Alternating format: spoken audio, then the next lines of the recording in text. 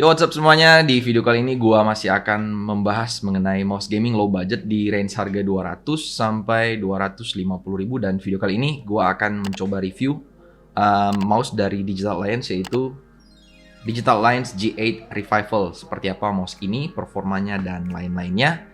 Langsung aja kita bahas, namun sebelumnya kita intro dulu.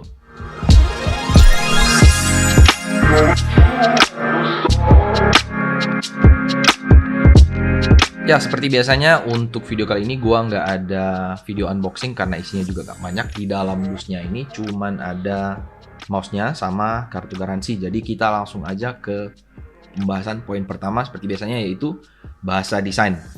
G8 Revival dari Digital Alliance ini menggunakan bahasa desain ergonomik untuk tangan kanan. Bentuknya nyaman untuk pengguna grip claw sama grip palm ya. Bentuknya asimetrik, agak melebar pada bagian sisi kanan dari mouse-nya sendiri untuk menambah kenyamanan grip pada jari kelingking dan jari manis saat dipegang. Pada bagian pinggir ini untuk jari jempol dan jari kelingking dan jari manis ini terdapat tekstur grip. Namun teksturnya ini belum dibalut untuk bahan rubber, hanya bahan plastik untuk housing dari mouse-nya sendiri. Kemudian untuk bagian scroll-nya ini juga G8 Revival menggunakan desain dengan balutan bahan rubber sehingga nyaman saat digunakan. Ada juga 8 tombol di sini. Klik kiri, klik kanan, mouse klik, middle click maksud gua. Dan di bagian sisi kiri ini ada forward, backward sama satu tombol tambahan. Dan juga ada satu tombol tambahan pada bagian bawah dari mouse ini, yaitu untuk mengatur settingan lampu RGB-nya tanpa harus masuk ke software-nya sendiri. Dan kemudian untuk bagian luar dari mouse ini juga udah dibalut dengan desain lampu RGB yang mengelilingi pada sisi bagian bawah mouse-nya. Pada bagian punggung juga ini diberikan aksen logo yang sudah kena iluminasi dari RGB-nya sendiri. Pada bagian depan juga udah ada, sampai pada bagian scroll mouse-nya ini juga udah kena lampu RGB. Jadi untuk desainnya ini menurut gua udah cukup cantik ya. Oke, lanjut pada poin kedua, yaitu build quality dari G8 Revival. Seperti biasanya, mouse gaming masih tetap menggunakan bahan plastik ya, seperti pada umumnya. G8 Revival juga masih menggunakan bahan plastik. Namun saat dipegang, menurut gua kesan yang gua dapat yaitu bahannya udah cukup kokoh, dan walaupun diketuk ini menurut gua udah cukup tebal ya. Jadi kesan plastikinya dari bahannya ini udah lumayan mantap, dan kabelnya juga udah braided. Dan nggak kaku sih kabelnya, jadi waktu gliding mouse menurut gua ini udah cukup nyaman dan nggak akan terganggu. Dari bahan fitnya sendiri juga ini udah menggunakan bahan PTFE atau Teflon, sehingga glide-nya menurut gua udah mantap. Dan konektor USB-nya udah gold plated. Oke, poin selanjutnya adalah spesifikasi teknis dari G8 Revival. Nah, berdasarkan dari website resmi Digital Alliance G8 Revival, mouse ini menggunakan sensor optikal AVGO 3050 di angka resolusi maksimal 4000 dpi. Cuman waktu gua coba searching untuk chipset ini atau sensor ini, dari datasheet AVGO-nya sendiri merilis data bahwa sensor AVGO 3050 hanya memiliki resolusi maksimal pada angka 2000 CPI. Jadi perlu diperhatikan lagi untuk settingan konfigurasi untuk DPI-nya. Saran saya jangan digunakan pada angka yang melebihi 2000 CPI, karena itu adalah angka yang sudah dimanipulasi atau artificial dari softwarenya sendiri. Kemudian untuk akselerasi dari mouse ini udah ada di angka 20G, which is udah baik menurut gua. Polling rate-nya udah ada di angka maksimal 1000 Hz. Dan untuk mouse click-nya sendiri ini menggunakan switch Omron untuk klik kiri dan klik kanan, yang diklaim udah tahan hingga 20 juta kali klik. Dan untuk kalian yang mungkin penasaran bagaimana dengan suara switch-nya, di sini gue coba tampilin untuk suara switch-nya.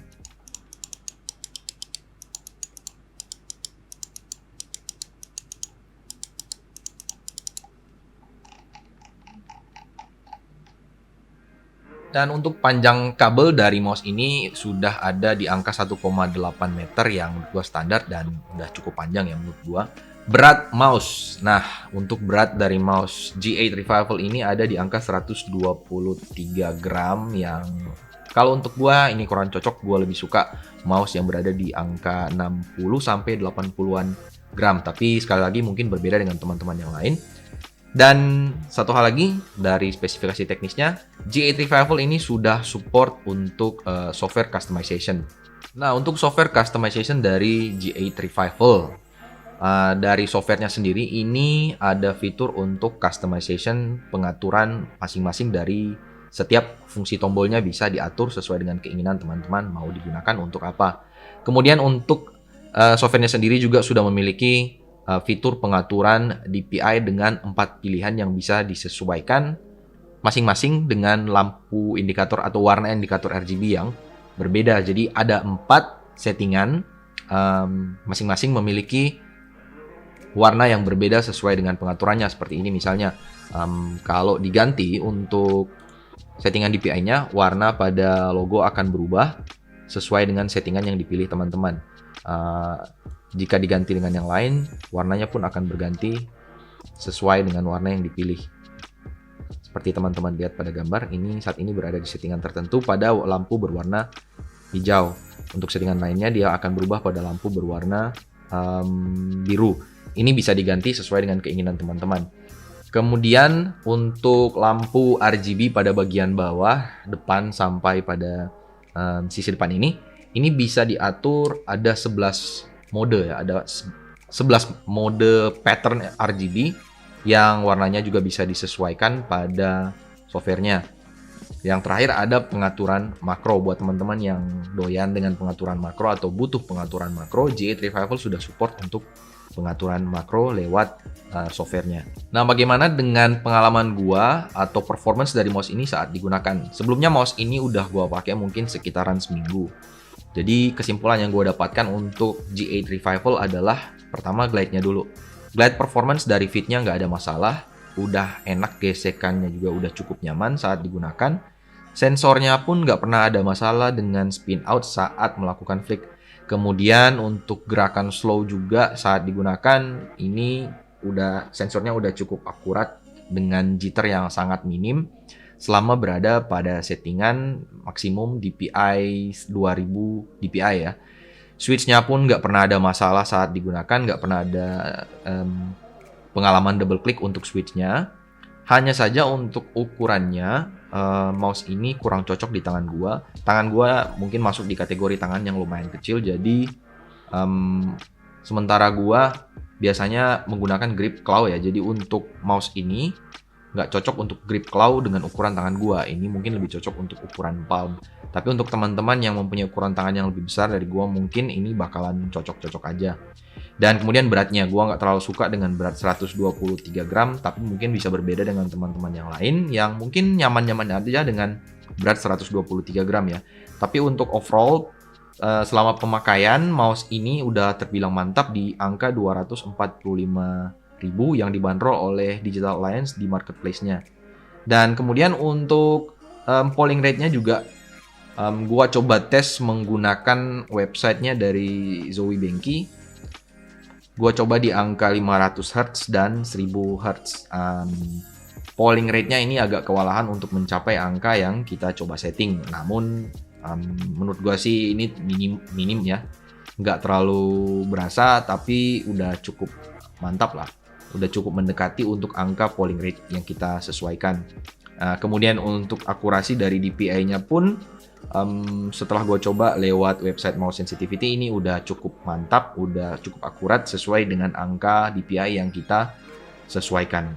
So mungkin itu aja yang bisa gue sampaikan mengenai G8 Revival. Yang perlu diperhatikan sekali lagi gue ingatkan adalah settingan DPI-nya. Sebisa mungkin untuk menyesuaikan aja pada angka maksimum 2000 CPI, karena dari Avago sendiri memberikan rilis data resmi yaitu sensornya ini cuman bisa up to 2000 CPI. Jadi sebisanya agar nggak banyak jitter saat digunakan, maksimum resolusi yang digunakan sebaiknya berada pada angka 2000 CPI. Dan mungkin segitu aja. Kalau ada teman-teman yang mau nanya atau mau sharing mengenai produk ini, bisa langsung menggunakan fitur kolom komentar di bawah. Sebisanya gue akan coba jawab pertanyaan-pertanyaan yang teman-teman sampaikan lewat kolom komentar. Dan kemudian untuk giveaway, jangan lupa coba follow sosial media QWERTY Komputer. Di situ ada informasi untuk giveaway bagaimana dan hadiahnya apa. Follow aja sosial media, nanti infonya ada di situ. Live stream seperti biasa. Jadwalnya sih hari Minggu jam 1 siang, cuman kadang-kala ada halangan. Dan biasanya untuk malam gue coba live stream di jam 8, antara jam 8 sampai setengah 11-an. Nanti coba lihat notif aja, biasanya gue suka live stream malam di jam segituan. Dan terakhir, like video ini kalau kalian suka, dislike juga kalau nggak suka boleh. Subscribe dan jangan lupa aktifkan tombol lonceng agar teman-teman nggak ketinggalan video-video baru dari gue nantinya. Dan mungkin segitu aja dulu untuk video kali ini. Kita jumpa lagi di live streaming atau di video berikutnya. Thank you, bye.